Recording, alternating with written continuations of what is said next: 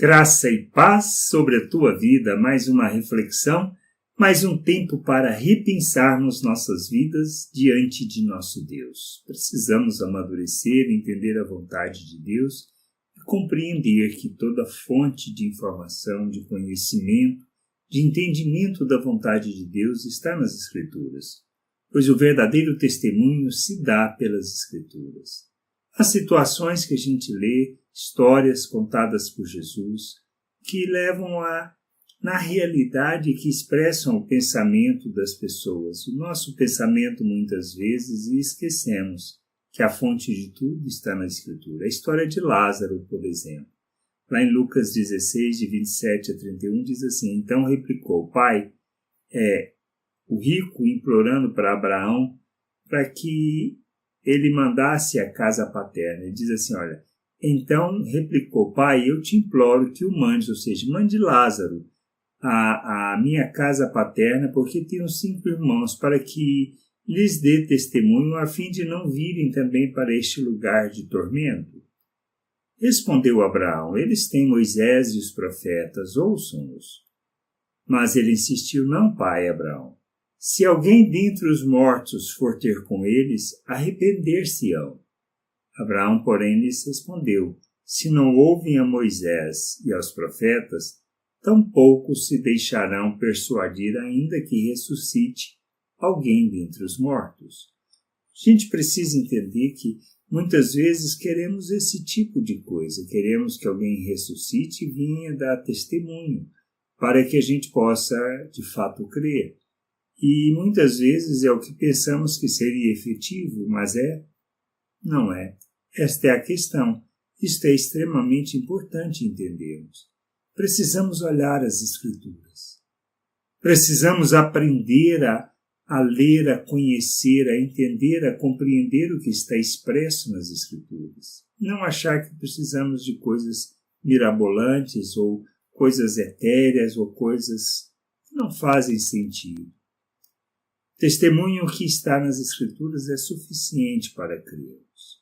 É mais do que suficiente para crermos, pois traduz a expressão da vontade do Pai, as palavras do Senhor, os ensinos que foram dados e a única maneira que temos de conhecer a Deus e conhecer a sua vontade. O reino de Deus não se trata de religião, não se trata de religiosidade, não se trata de reservarmos dias para prestarmos um culto, um serviço a Deus. Mas se trata de uma maneira de viver, de uma compreensão que Deus nos chama para o seu reino, para vivermos segundo as suas virtudes, para revelarmos essas virtudes ao mundo. Ele nos liberta das trevas, nos liberta da falta de entendimento, nos liberta da falta de conhecimento da sua vontade. Ele ilumina o nosso entendimento, nos dá do Espírito que nos conduz, que nos ajuda na jornada. O Espírito derrama de forma abundante em nós da graça, do amor de Deus, da vida de Deus, da autoridade, para que a gente viva neste mundo como filho de Deus. Nós somos chamados para isso, somos chamados para vivermos o reino de Deus neste mundo, para que a oração do Pai Nosso seja uma realidade expressa, real, por meio de nossas vidas. As pessoas irão conhecer o reino de Deus pela maneira como nós vivemos. Não se trata de querermos ou desejarmos que venha algo espetacular, algo sobrenatural, que como alguém ressuscitar dos mortos e testemunhar acerca do que viu. Muitas vezes buscamos isso e buscamos ler sobre isso e saber o que as pessoas falaram.